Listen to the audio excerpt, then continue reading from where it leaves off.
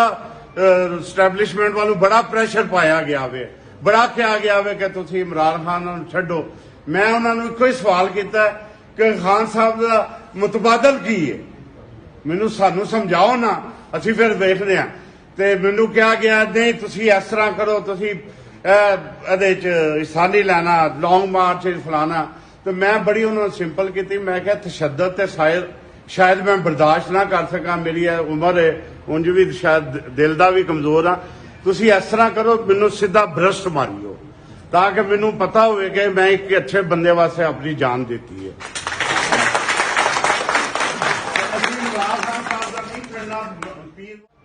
Establishment वालों बड़ा pressure पाया गया वे, बड़ा कहा गया वे कि तुसी इमरान खान नूं छड्डो।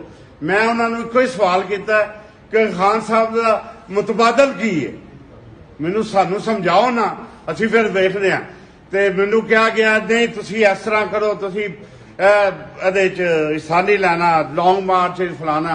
ਤੇ ਮੈਂ ਬੜੀ ਉਹਨਾਂ ਨੂੰ ਸਿੰਪਲ ਕੀਤੀ, ਮੈਂ ਕਿਹਾ ਤਸ਼ੱਦਦ ਤੇ शायद मैं बर्दाश्त ना कर सका, मेरी उम्र है, उंज भी शायद दिल का भी कमजोर हाँ।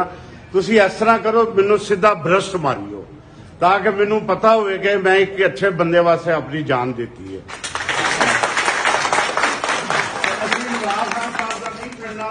पीर वाले दिन